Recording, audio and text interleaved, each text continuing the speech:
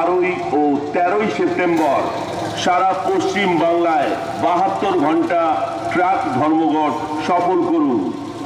আমাদের দাবিসমূহ অবিলম্বে সারা পশ্চিম বাংলায় সম্পূর্ণভাবে ওভারলোড বন্ধ করতে হবে। পরিবহন ক্ষেত্রে পুলিশ, ট্রাক পার্টি ও সিভিক ভলেন্টিয়ার্সের অত্যাচার বন্ধ করতে হবে। আজকে আমাদের এই 72 ঘন্টা ধর্মঘট যে চলছে তার দ্বিতীয় দিনে পড়ল। আমরা সমস্ত জেলা থেকে খবর পাচ্ছি যে স্বতঃস্ফূর্তভাবে আমাদের ট্রাক মালিকদের যে অত্যাচারে সাধ্যা বা দাবিতে আমাদের ধর্মঘট, সমস্ত জায়গাতেই ট্রাক দাঁড়িয়ে আছে নিজে নিজের জায়গায়। 10% ট্রাক এধার ওধার করছে, যারা নিজেদের জায়গা বদলাবার জন্যে এধার থেকে ওধার যাচ্ছে। কিন্তু আমাদের এই দ্বিতীয় দিনে যে ট্রাক ধর্মঘট, এই ট্রাক ধর্মঘট সত্যকভাবে সমর্থন করছি আমরা সবাই। এবং ট্রাক মালিক যারা এই কষ্টের মধ্যেও গাড়ি দাঁড় করিয়েছে তাদের সংগঠনের পক্ষ থেকে ধন্যবাদ জানাচ্ছি।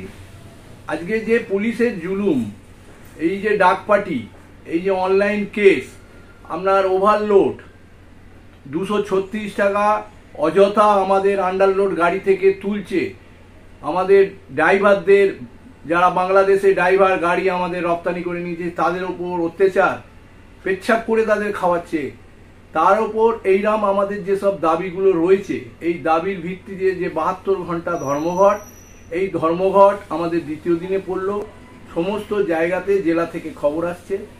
আপনাদের মাধ্যম দিয়েও আমরা জানাতে চাইছি, সরকার এই দ্বিতীয় দিন তৃতীয় দিনের মধ্যে যদি এই সমাধানের রাস্তা খুঁজে না বার করে, আমরা আশাবাদী সরকার আমাদের সঙ্গে বসে একটা এই ওভারলোড পুলিশের জুলুম নিয়ে একটা মীমাংসায় যদি না আসে, আমাদের বাধ্য হয়ে অল ইন্ডিয়া বেসিস যে আমাদের সংগঠন, সেই সংগঠনেও তারাও আমাদের সঙ্গে এই 3 দিনের যে ধর্মঘট তাতে যোগ দিয়েছে।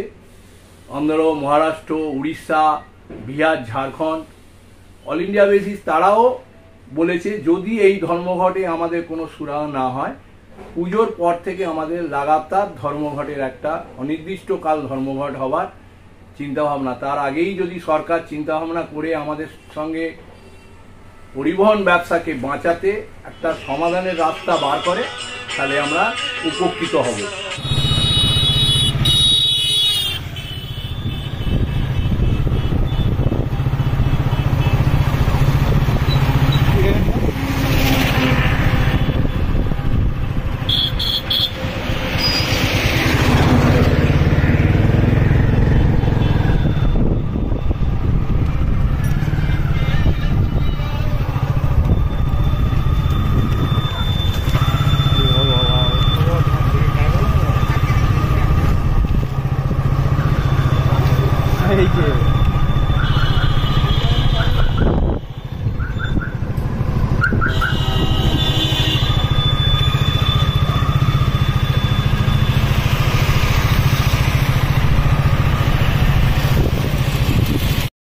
Hey,